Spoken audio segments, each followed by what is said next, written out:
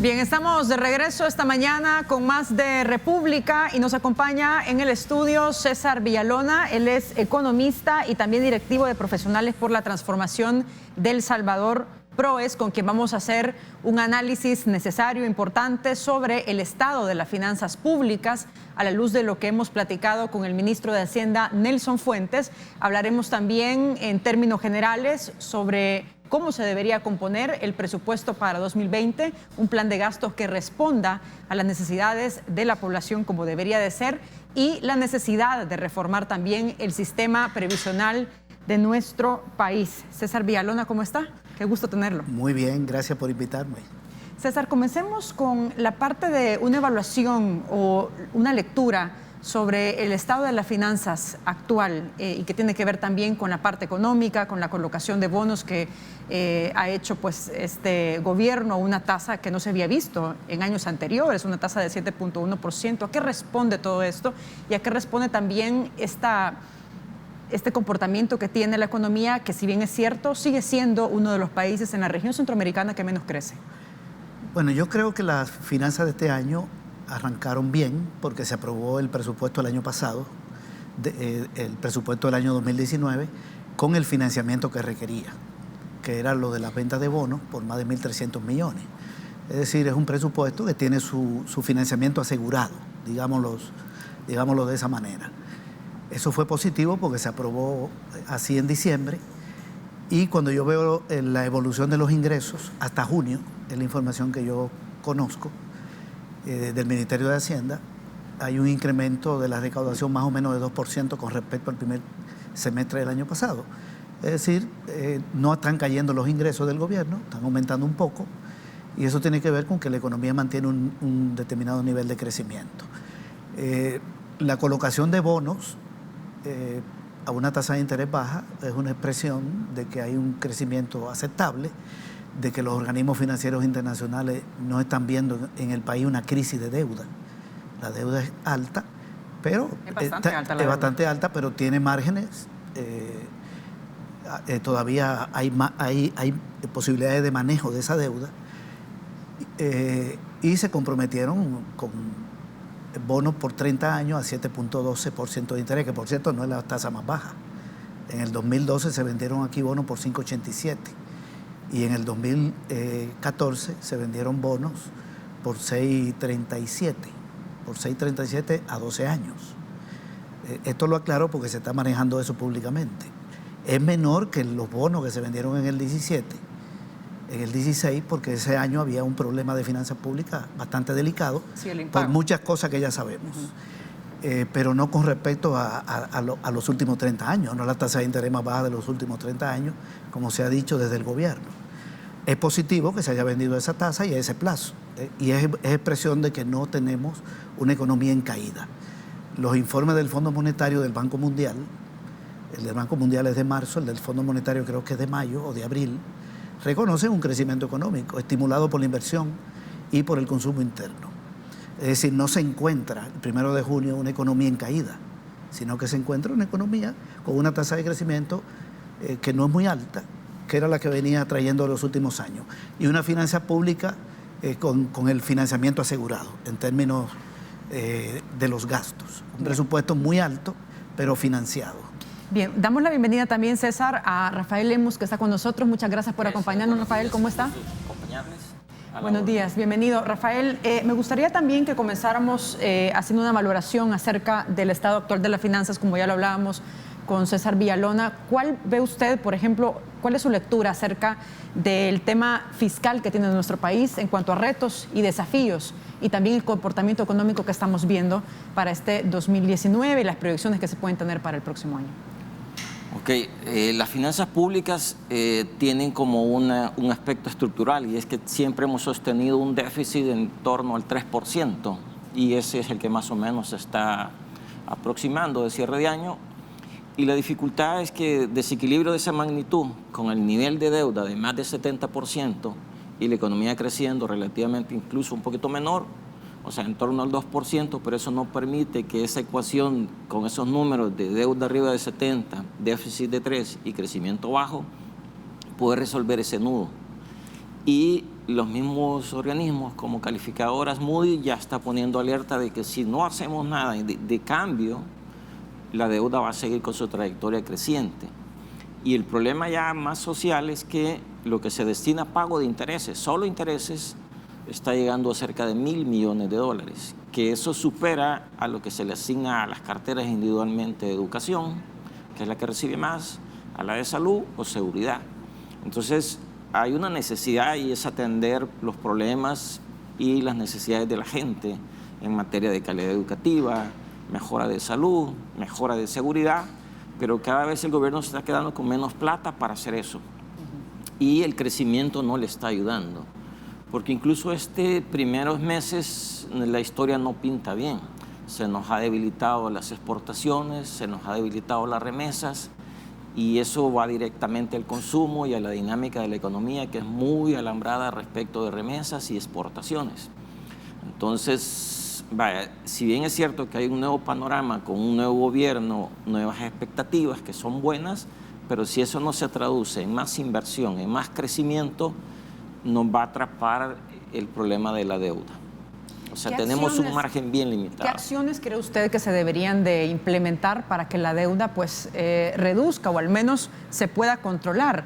Porque también esa es una arista, sí, pero hay otros problemas como la baja inversión pública, la baja inversión privada, la recaudación tributaria que es insuficiente también, y otros problemas que tiene la economía del país. Sí. Hay una solución que es como digamos la milagrosa, y es una en la cual no exista sacrificio de los sectores, y es que la economía tenga un repunte de inversión y de crecimiento. Digo milagrosa porque no hay nada concreto que esté ocurriendo. Es decir, yo no veo proyectos, no veo como cosas muy importantes que estén sucediendo para que uno diga, hoy sí vamos a elevar la inversión, hoy sí vamos a crecer más. Eso no lo veo, no escucho noticias de eso. Y es necesario dar rápido esos cambios y esos anuncios, porque las expectativas, en la medida que si hay un nuevo gobierno, hay una gran expectativa de que las cosas van a cambiar. Pero si no hay acciones, inversiones concretas, eso se va a ir debilitando. Y lo otro es entrarle al problema del balance fiscal. Y ahí desafortunadamente ya no es tan milagroso, porque hay que entrar a quebrar huesos, porque puede ser subiendo impuestos que nadie desea, o ajustando gastos que tampoco nadie desea. Entonces usted tiene una solución mágica que es crecer más, y la otra es con dolor, que es ajuste fiscal, que el Fondo Monetario incluso lo ha marcado de nuevo, que la economía debería ajustar 2 puntos del PIB ese balance de déficit. Claro, yo siento que el gobierno se ha tomado un tiempo como de sentarse, llegar, aterrizar, que es todo este 19, pero ya para el año 20 tienen que ocurrir cosas. O crecemos más o ajustamos, pero no podemos seguir todo el tiempo con esa ecuación de un nivel de deuda alto, déficit relativamente mediano, pero que nos afecta, y creciendo bajo. No podemos seguir así, ya lo hicimos mucho tiempo y hemos saltado de una deuda de 50 arriba de 70%. César, en su caso, ¿cuáles son las acciones que usted ve necesarias que el gobierno debe ejecutar para que la economía y la situación fiscal del país mejore de manera sostenida? Sí, antes de darte una respuesta, quiero decir lo siguiente. La deuda del gobierno no ha aumentado con respecto al PIB en estos 10 años. Lo que ha aumentado es la deuda pública total. La deuda pública, pero no la del gobierno central, que es la que tiene que ver con el presupuesto. En el año 2009, la deuda del gobierno central era el 50% del PIB. Y en el año 2018 cerró en 48%. Pero la pública, que incluye las instituciones autónomas, financieras y las no financieras, pasó de 63 a 73%. Pero el gobierno no está peor que en el 9. Con respecto al PIB hay una deuda menor. Lo que pasa es que generalmente este tema no se maneja con datos, sino que se maneja con consignas. Estos son los datos reales. Lo segundo es que el indicador de deuda PIB no es el mejor. Es mejor comparar. De acuerdo, Estos son datos del Banco Central de Reserva y del Ministerio de Hacienda. Esto es muy sencillo. Nada más hay que meterse en la página web y te das cuenta cuál es la deuda y cuál es el PIB. Pero además hay que comparar la deuda con el ingreso disponible, nacional disponible. ¿Por qué no se incluye en la remesa? El doctor Cabrera ha estado insistiendo en eso. Estoy dando estos datos para decir que hay que relativizar el peso que tiene la deuda, porque la deuda pública es una cosa y la deuda del gobierno central es otra. La deuda de la CEL se paga con los ingresos de la CEL. La deuda del BFA tiene que ver con el BFA, pero la que tiene que ver con los ingresos que se recaudan de la población es la del gobierno central, y esa tiene menos peso que en el 2009. Está más blanda. No quiero decir que no sea una deuda alta, que el 48% del PIB. Lo otro es que hay que medir también la deuda del gobierno con respecto a sus ingresos, porque la deuda mía yo la mido con respecto a mis ingresos, no al PIB. Yo no soy dueño del PIB, el gobierno no es dueño del PIB.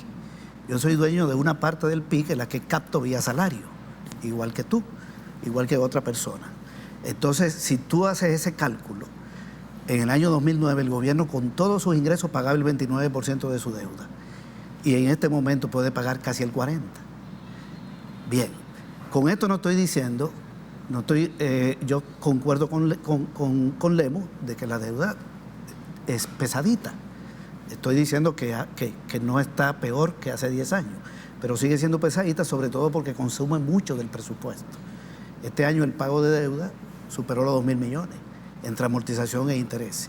Claro, está el vencimiento de los 800 millones. Entonces, ¿cómo se reduce más esta deuda? Hay dos mecanismos. Si lo quieren seguir comparando con el PIB, es el crecimiento del PIB. Pero eso pasa por más inversión pública y privada. Eso no está muy claro. La inversión privada está creciendo este año. El crédito va en 11% a la empresa privada hasta junio. Y la importación de bienes de capital ha aumentado hasta junio. La inversión privada está creciendo, pero la pública no crece mucho. Y lo segundo es que el gobierno aumente sus ingresos. Y yo sí creo que el gobierno tiene margen por el lado de los tributos. Aquí está pendiente el impuesto al patrimonio, que lo defiende el Fondo Monetario. Está pendiente el impuesto predial, que lo defiende el Fondo Monetario. Se puede pensar en las altas rentas. De un IVA diferenciado. ¿Cree usted que sería una buena medida? Pero vamos a hacer una pausa, César, si quiere, y la contestamos al regresar. Hacemos un corte y regresamos en breve con más de República.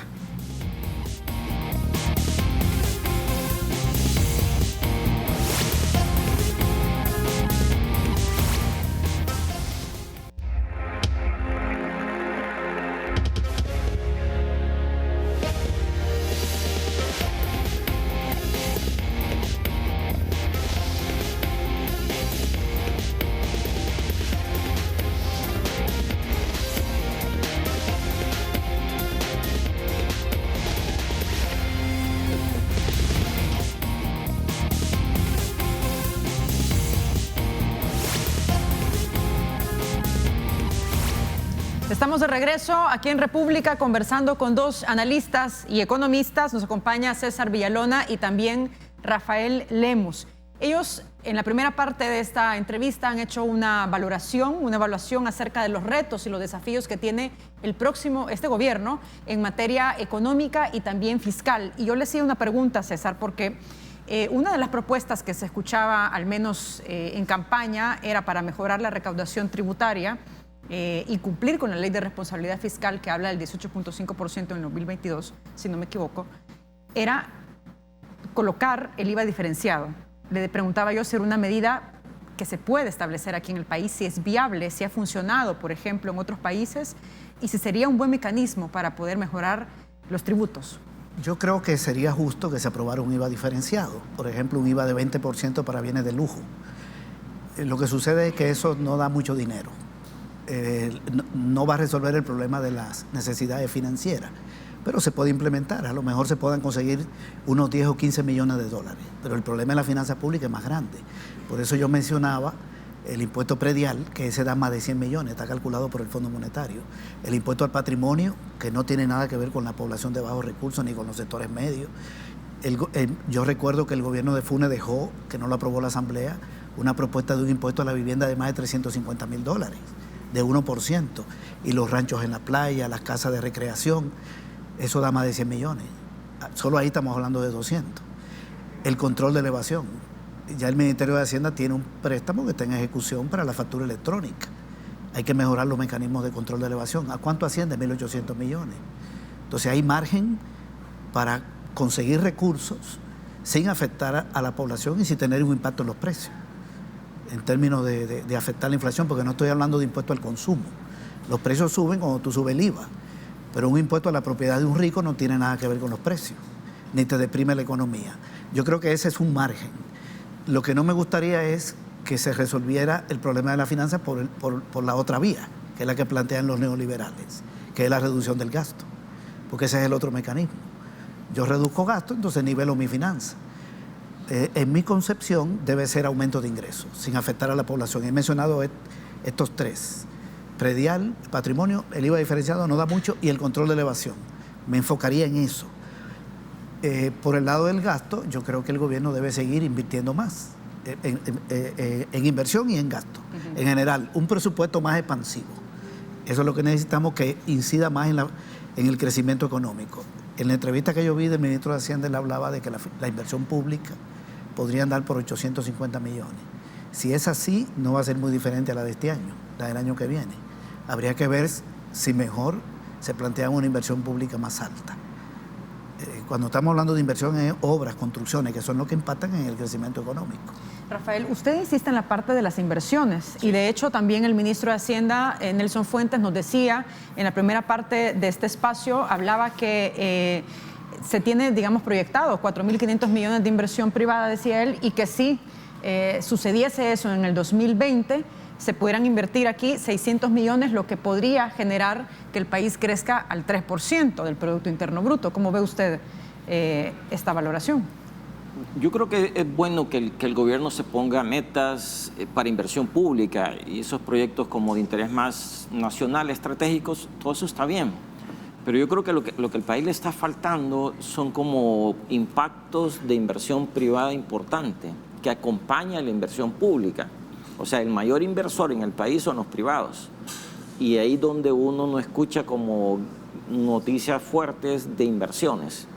O sea, se habla de que se están autorizando unos permisos, pero nadie pone en blanco y negro qué inversiones son, dónde, de qué se trata. Yo creo que el país también puede pasar otro problema, y hay que estar como muy atentos, y es toda la euforia de un nuevo gobierno se puede desinflar si no hay inversiones concretas, si no hay cambios. Porque los agentes económicos tienen una expectativa de que va a mejorar, pero si no pasa nada, no hay inversión real, se va a desinflar todo esto. Pero ¿qué indicadores de inversión privada el país ha tenido en el pasado que pudieran ser un ejemplo? Digo, porque la inversión privada tampoco ha sido tan alta, ¿no? Pero aún cuando no ha sido alta, en el país siempre se invierte como 15 puntos del PIB en promedio por año. Es decir, hay 2,5, 3 puntos del gobierno y los otros 12 son privados, que son niveles bajos.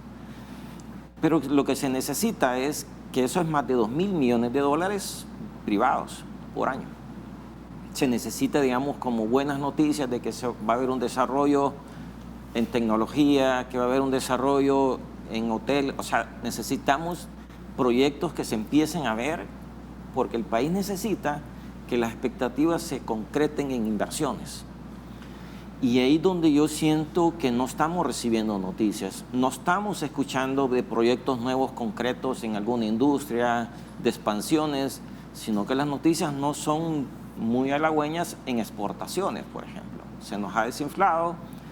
Además, acordémonos que hubo un problema ahí con la región. Nicaragua, el mercado ha estado un poco deprimido por los problemas de Ortega. Tuvimos un problema de aduanas. Entonces, todo ese tipo de cosas, más se está desacelerando las remesas, eso puede crear un clima de varias variables que resten capacidad de crecimiento de la economía. Cuando lo que más necesitamos en este arranque del nuevo gobierno es que se dé un repunte de inversión y crecimiento. Ojalá eso se dé, porque si no, vamos a llegar a la receta mala, que es la que no queremos, ya sea por impuestos o por ajuste en gastos. En otras palabras, ¿qué es lo deseable? Que la economía repunte con más inversión, y de las dos, privada y pública, para que así se genere un mayor clima de prosperidad. En el marco de estos retos y desafíos que tiene el gobierno en materia económica, me gustaría que viéramos un pequeño fragmento de lo que dijo recientemente el Instituto de Estudios Fiscales, ICEFI. Vamos a ver. se va a encontrar con un gasto público que es insuficiente, pero además que es ineficiente, que no está vinculado a una planificación, no está vinculado a unos resultados estratégicos con un servicio civil. Actualmente los montos que se están recibiendo en pensiones son muy bajos, los niveles de cobertura son muy bajos, prácticamente solo 1 de cada 4 personas que está trabajando realmente va a poder tener la posibilidad de tener una pensión. Es empezar por una de las promesas contenidas en el Plan Cuscatlán, y es el lograr un pacto fiscal en El Salvador. Nosotros hacemos la recomendación de que en estos momentos se generen las condiciones, porque muchos de los cambios que se necesitan hacer en el tema fiscal van a pasar por la Asamblea Legislativa. Bien, pacto fiscal, decía Ricardo Castaneda del ICEFI. César, ¿por qué debe pasar un pacto fiscal aquí en el país? Yo tengo 10 años yendo a hablar del pacto fiscal, o tal vez más de 10 años. Aquí no se necesita pacto fiscal, aquí se necesita que el gobierno controle la evasión de impuestos, porque es un delito. Y ya el Ministerio de Hacienda tiene un préstamo de 30 millones y va a aplicar la factura electrónica. Pero es un aspecto, César, también que no se ha controlado en los gobiernos pasados, ¿no? Ha habido reducción porque la evasión estaba en 40%, según los informes que presentaba Segovia, y hoy anda en 28%. Es decir, ha habido mejoría, pero es muy alta, una evasión de 28%. En países como Europa, Estados Unidos anda por 15% y por 10%. Aquí se puede seguir bajando. ¿Por qué hay que pactar eso? Eso sencillamente es aplicar la ley. Segundo, hay que presentar a la Asamblea el impuesto predial. Eso no hay que pactarlo. El impuesto al patrimonio. Somos el único país de América Latina que no lo tiene, después de Cuba. Es decir, hay una serie de iniciativas del gobierno que pasan por la Asamblea. Si la Asamblea no lo quiere aprobar, lo que responden a los sectores empresariales poderosos o a los evasores, porque hay partidos aquí que responden a esos intereses, bueno, que den la cara ante la opinión pública. Pero estamos hablando de medidas para que el gobierno tenga dinero. Y si tiene dinero, entonces invierte más en salud, en educación, que eso es lo que demanda la ANEP, eso es lo que demanda FUSADE, es decir, los gremios vinculados a los grandes aquí, empresarios. Siempre vienen diciendo que se necesita más salud y más educación para mejorar la productividad y más infraestructura. Pues eso pasa por más ingresos. ¿En qué no estaríamos de acuerdo? En que el gobierno presente una iniciativa para subir el IVA a 15%, porque entonces lo va a pagar la población. Este es un problema que las soluciones están ahí. Ahora, pasan por decisiones políticas. Si la Asamblea le traba el impuesto al patrimonio, que quede claro quiénes los traban. Pero yo le recomendaría al ministro de Hacienda que lo levante, o el otro que he mencionado. Entonces, esta palabra se utiliza mucho, pero al final yo creo que el gobierno tiene que presentar sus iniciativas y cumplirle al pueblo con lo que le prometió, ¿verdad? Rafael, ¿coincide usted con esta apreciación que no se necesita un pacto fiscal, sino que combatir la evasión y la ilusión fiscal, que también es algo que se viene hablando durante muchos años aquí en el país? A ver, lo primero es que constitucionalmente hay competencias y la dirección de la hacienda pública es del Ejecutivo. Entonces, si el tema es estrictamente fiscal, el responsable de conducir las finanzas públicas es el gobierno. Ahora, el tema es que algunas iniciativas sí requieren de aprobación legislativa, como más deuda, impuestos y otro tipo de iniciativas, necesita el acompañamiento de la Asamblea. Y ahí el gobierno puede tomar una decisión y es, por ejemplo, pronto van a llevar la planificación de la inversión pública del quinquenio. Él puede hacer una negociación de todo el paquete de los 5 años. O puede ir haciendo entendimientos por cada operación de préstamo. O sea, es un tema de cómo quiere gestionar la relación con la Asamblea. Y el otro tema es que al margen de eso de planificación de inversión y de aprobaciones, que va a requerir financiamiento, tiene el otro tema del presupuesto de cada año. Y ahí ni modo, tiene que ir por cada momento que en septiembre llegue el próximo presupuesto a negociar con ellos porque va a requerir financiamiento. Entonces va a tener esos dos momentos, cuando quiera hacer más inversión pública con deuda y cuando quiera aprobar el presupuesto que necesita financiamiento. Entonces va a tener que negociar. Hemos llegado al final. Espero que podamos conversar pronto y hacer un análisis, una evaluación acerca del trabajo del gobierno pues en los próximos meses. César, muy amable, muchas gracias. Gracias por la invitación. Rafael, muchas gracias por estar con nosotros. Muchas gracias por la invitación. Y con esto cerramos este espacio de Entrevista República. Quédense en sintonía de Canal 33 con su programa De Mujer a Mujer. Fuerte abrazo. Buen día.